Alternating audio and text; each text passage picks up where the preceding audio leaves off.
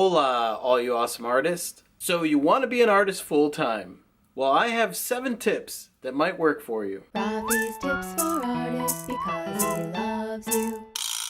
I am of the strict belief that only a full-time artist can guide you into figuring out what to do. Very rarely is there a curriculum set up where it actually teaches you art business or how to succeed as an artist. Anybody that has succeeded as an artist has had to go their own route and figure out how to do it. I'm not going to claim that I have all the answers because I don't. I'm still figuring it out as I go, just like any other artist that's out there. Am I raking in millions with my art? Not quite. Am I making a good living? Yes, I am. Here are 7 tips of what I've learned thus far about becoming an artist and doing this full time. Number 1, decide what it is that you want to accomplish as an artist. What kind of artist are you? What kind of art do you enjoy? What kind of art do you enjoy creating? What kind of things do you want to share with the world? You have to define this for yourself. This is the point where you are finding your voice. And don't worry, you can't get this wrong. If you decide to change your mind down the road, you can. A lot of artists fall into the trap of creating what they think will sell. That's fine if that's the direction you want to go, where you are basically targeting a market that's already out there. The only issue that I find with that is that if it's not something that you enjoy creating and you could see yourself creating this for the rest of your life, eventually, even though it's selling well and even though you're making a living, you will start to hate your art career because basically you're spending your days creating shit that you don't want to create. So really think about this. What is it that I want to create? What kind of message do I want to put out there? And basically, during this time where you're actually creating this thing that you want to create, you give yourself the opportunity to find your voice more so, or solidify your voice. If you're creating stuff that right from the get-go you have no real passion for it, it doesn't give you an opportunity to search inside and find your voice. So get started with something that means something to you. Work on some series of things that you want to share with the world or that are personal to you. Number 2, who are some of the people that share the same values as you do? Who are the people that would appreciate what it is that you have to say or what it is that you have to create? Do you love doing vineyards and landscapes? What kind of people would love that? Obviously wine drinkers. If you're an avid wine drinker, then that would probably be your target audience. To look within yourself and look at what it is that you want to say to find out what kind of people are going to be buying your art. Another problem that I find a lot of artists run into is that they try to target everyone. They try to market their art to everyone. And the sooner you come to grips with the fact that some people are going to absolutely hate your art and some people are going to absolutely love your art, the better off you'll be. Don't target everyone. Target the people that are more like you. These are the people that you're going to want to interact with. These are the people that you're going to enjoy doing business with.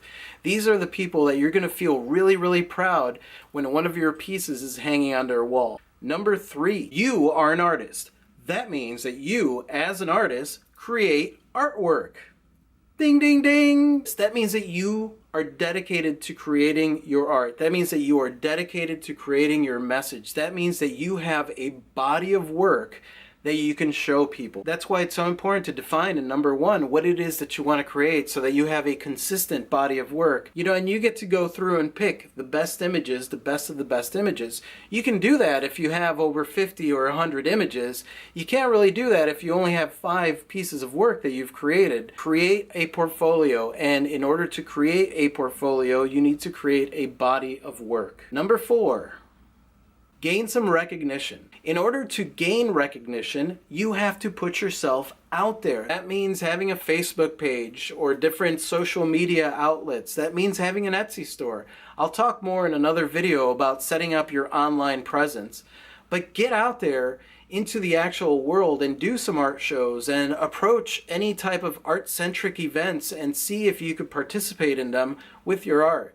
You have to be able to show your art to people in order for you to gain any recognition as an artist. You could create artwork all day, but if it actually doesn't get out in front of other people, it doesn't matter. So share your art as much as you possibly can.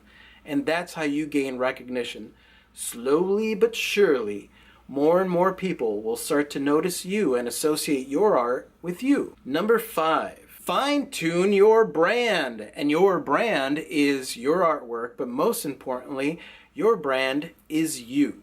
Basically, everything that we've done up until this point is creating your brand. You've already established what kind of art you're going to create, what your message is, who you are as an artist. You've defined who it is that you are targeting, what kind of people are going to be the people that buy your art. You are building up your portfolio and your body of work so that you have more examples of what it is that you create, and you're slowly but surely gaining recognition as you share your artwork. So people are getting to know you and associate you with your brand. This is why step 1 is so important, to be completely honest about who you are and what it is that you create, because you don't want to get trapped within your brand. When I first got started, I created these wooden signs out of old vegetable crates because I knew that these wooden signs would sell.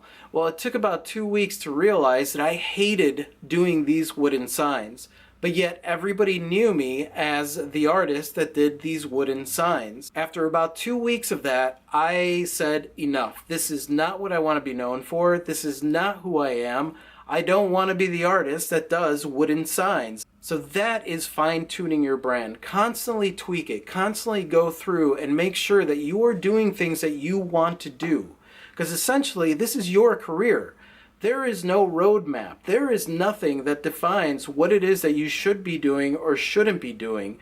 You get to decide what kind of art you're going to share with the world. So keep fine-tuning that as you go. Number 6, revise your pricing strategy constantly. Basically, what you're going to want to do is reevaluate your pricing structure. Pretty much how it works for me is I go with a gut feeling as far as pricing. I take a look at what the materials cost me, how much time I put into the piece, including all the design work that went into it, or mental contemplation. Even if I spent an entire day contemplating a concept, constantly revise your pricing and constantly look at your prices and make sure that they're fair to you and that they're fair to the people that are collecting your art. Through the last 4 years of my career, it's the demand that has dictated the pricing increase in my artwork because I just can't keep up.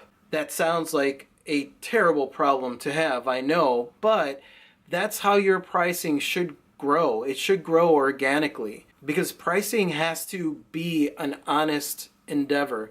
If you're trying to trick somebody into giving you a lot of money for a piece, even though you don't believe that you should be getting that amount, you're not going to sell much artwork. Number 7.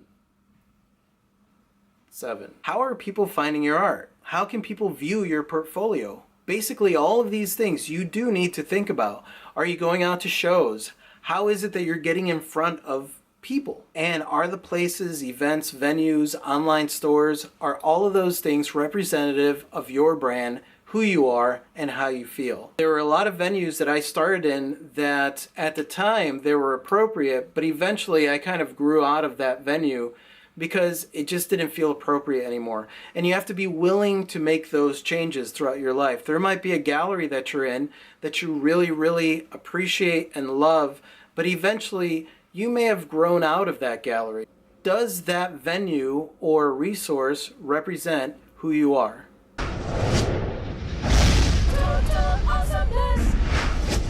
And if you guys have any more advice to add, or if you have any questions or comments, please add them below in the comments section. Thank you so much, you guys. I totally appreciate you, and I love that you sat here and watched this. If you watch this till this point, because that makes you very, very awesome, and that makes me very, very lucky. So if you like this video and you'd like to see more, please subscribe by clicking on that right there, whatever that is.